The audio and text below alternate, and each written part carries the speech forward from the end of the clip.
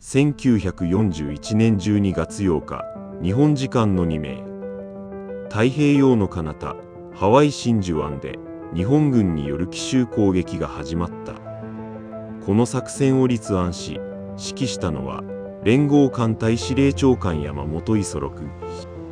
だが、この山本という男はアメリカとの戦争に誰よりも強く反対していた人物だった。アメリカの国力を知り尽くし、勝てないと分かっていながら、なぜ彼はこの作戦を実行したのか。そして日本はなぜアメリカという超大国に宣戦布告するという道を選んだのかと。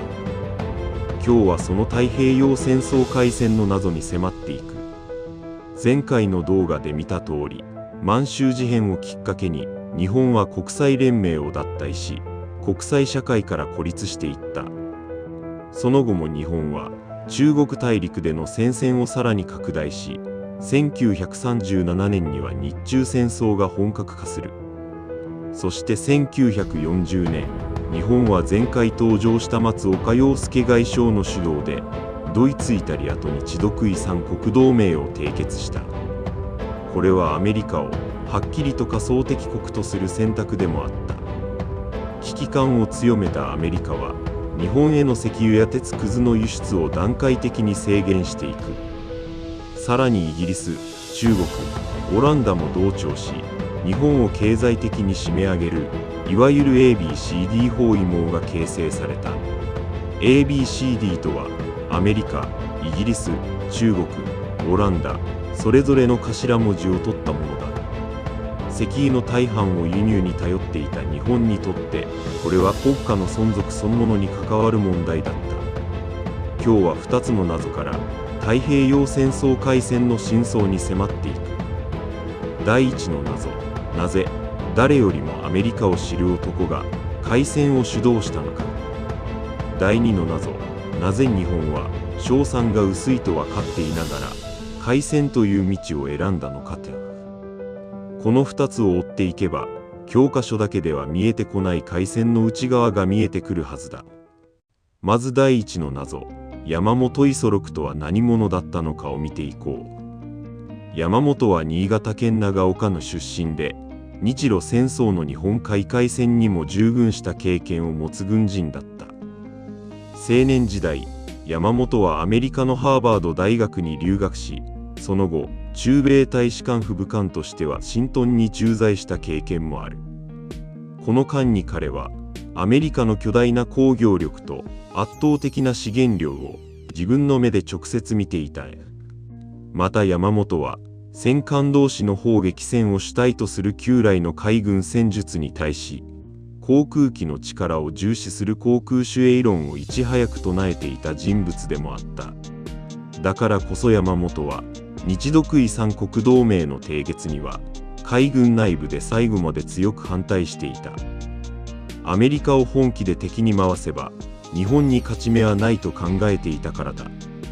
政府や軍上層部から開戦の可否を問われた際、山本はこういった趣旨のことを語った。半年や1年なら暴れてみせるが、2年3年先の勝敗までは全く確信が持てない。アメリカを最もよく知る男だからこそ、開戦には誰よりも慎重だった。それにもかかわらず、歴史は山本を開戦の指揮官という立場へと押し出していくことになる。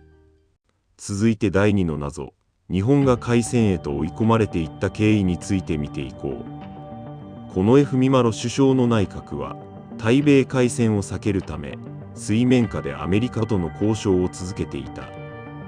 しかし1941年7月、日本が南部仏印、現在のベトナム南部に軍を進駐させると、アメリカは態度を硬化させる。アメリカは日本への石油輸出を全面的に停止した。石油備蓄が限られていた日本にとって、これは時間との戦いの始まりを意味していた。そして同年11月、アメリカのハル国務長官から、ある文書が日本側に提示される。ハルノートだ。その内容は、中国大陸や仏印からの全面撤退など、日本にとって到底受け入れがたいものだった。日本側が最終的に提示していた妥協案、いわゆる公案、乙案はいずれもこの文書によって事実上退けられる形となった。交渉継続を模索していた近衛内閣は行き詰まりの中で総辞職する。後任の首相に就いたのは陸軍大臣だった東條英機だった。そして同年12月1日の御前会議で日本はついにアメリカ・イギリスとの開戦を正式に決定する。開戦が避けられないと悟った山本は大きな賭けに出る。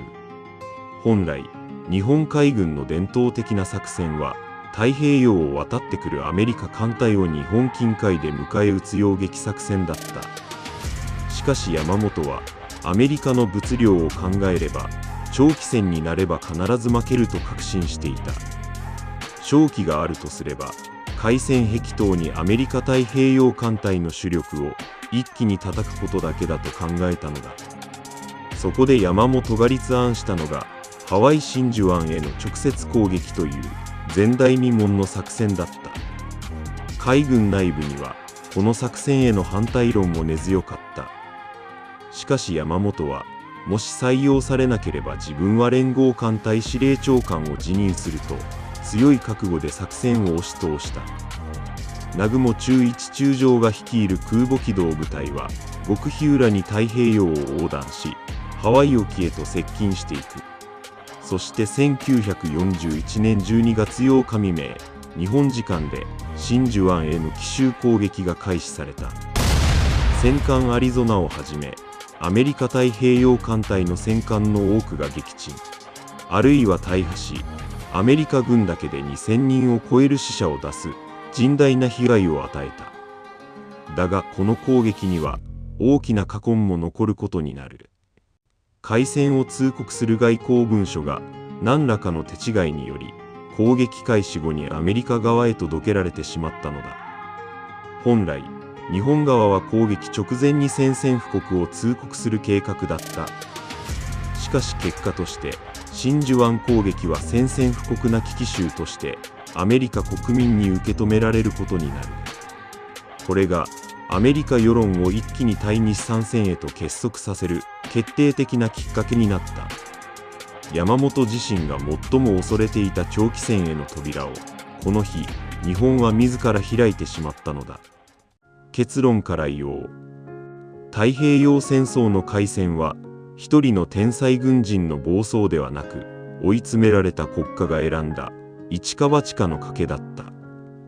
第一の謎、なぜアメリカを知る男が開戦を主導したのか。答えは山本自身が誰よりも敗北の可能性を理解していたからこそ短期決戦以外に道はないと判断したという逆説にあった。第二の謎、なぜ勝算が薄いと分かっていながら開戦したのか。答えは石油禁輸という時間切れの圧力とハルノートという外交的な行き詰まりが日本に戦うか屈服するかという二択しか残さなかったことにあった。山本は開戦に反対しながら皮肉にもその開戦を成功させてしまった男として歴史に名を残すことになる。そしてこの真珠湾攻撃は皮肉にも山本が最も恐れていた長期戦への扉を自ら開く結果になった。次回はなぜ日本は降伏できなかったのかに迫る。真珠湾で開いた戦争がなぜ特攻や玉砕という悲惨な結末にまで突き進んでしまったのか、その理由を解説していく。今日の話をまとめておこう。アメリカを最もよく知っていた山本五十六が皮肉にもその開戦を主導することになった。石油禁輸とハルノートによって追い詰められた日本には開戦以外の選択肢がほとんど残されていなかった。そして真珠湾攻撃は山本が恐れていた長期戦への扉を自ら開く結果となった。あなたはこの開戦の決断は避けられなかったと思うだろうか。それとも別の道はあったと思うだろうか。ぜひコメントで教えてほしい。